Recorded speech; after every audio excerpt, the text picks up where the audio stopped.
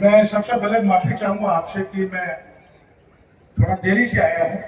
तो मुझे रशीद साहब का आदेश था कि 5 बजे पहुंचना है, लेकिन रात को देर रात्रि जोधपुर आया और जोधपुर से आज सुबह 10 बजे निकला हूँ। तो बीच में काफी जगह बालोतरा, शेडवा, जलाऊ सब जगह रुकना था, इसलिए लेट हुआ, इसलिए माफी चाहता हूँ।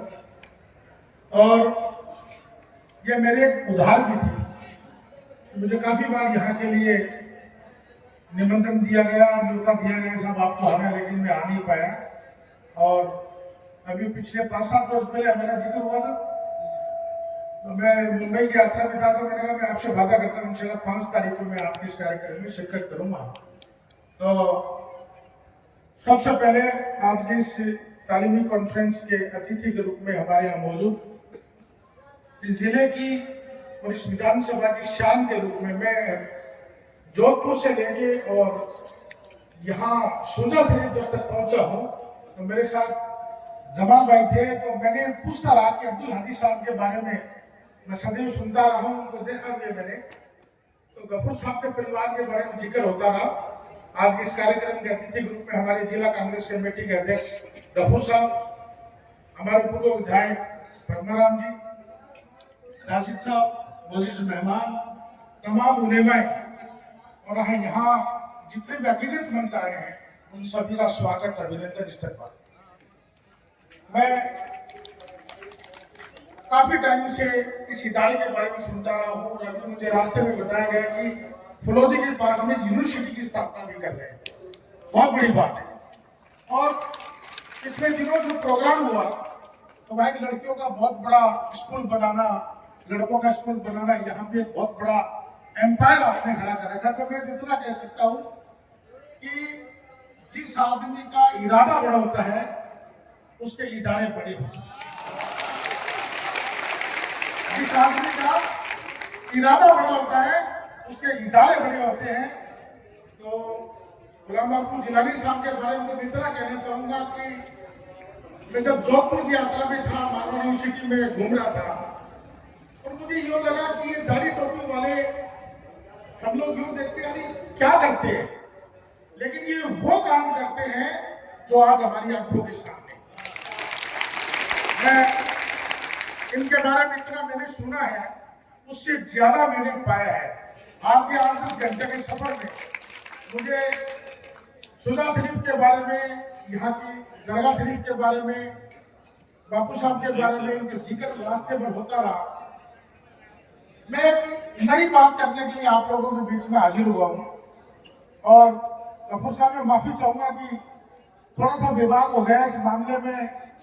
हम सब कांग्रेस के आदमी हैं, लेकिन समाज में तालीमी बेदारी और सियासत में हिस्सेदारी अगर हमारी नहीं होगी तो हम पिछड़ जाएंगे और पिछड़ गए।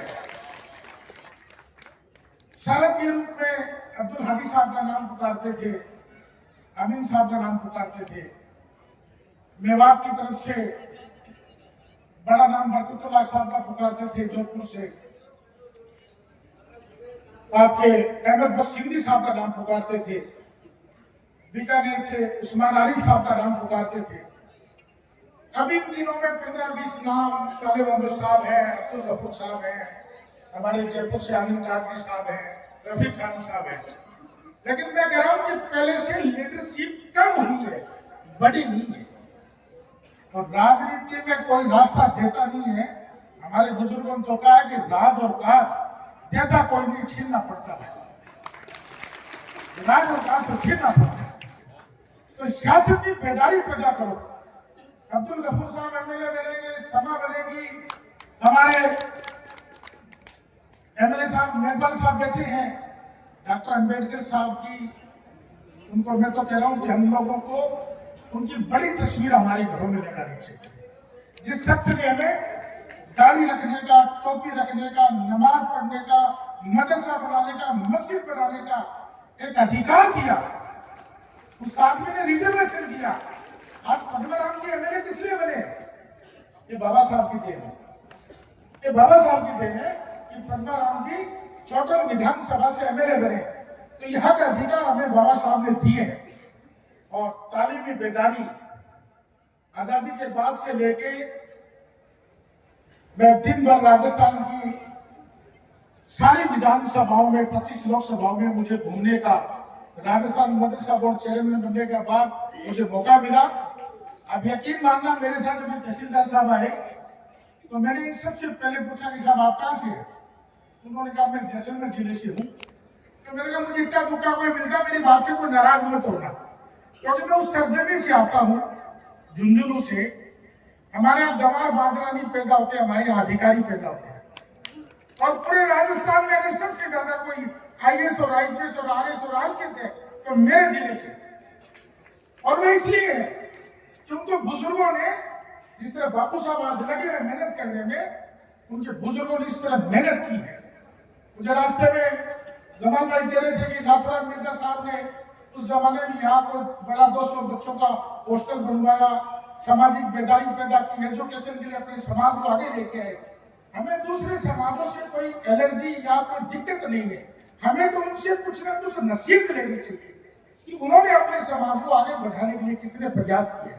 मैं आपकी सब तमाम इस पूरी टीम को, सुजा शरीफ की पूरे पदाधिकारियों को, विशेष रूप से हमारे जो सजादा नसीर है गुलाम बाबू साहब, उनको मैं मुबारकबाद देता हूँ, उनको सैल्यूट भी करता हूँ कि आपने जो मिशन हाथ में लेकर है वो इंशाअल्लाह एक मील का पत्थर के रूप में साबित होगा। मैं तालीमी बेदारी के बारे में आप सबसे बार बार पूछता रहा हूँ।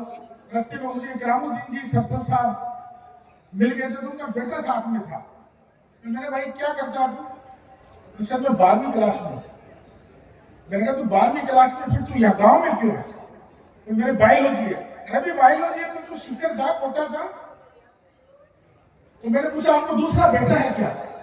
पुलिस साहब है कि बेटा, जमीन कितनी है? 100 बीघा जमीन है।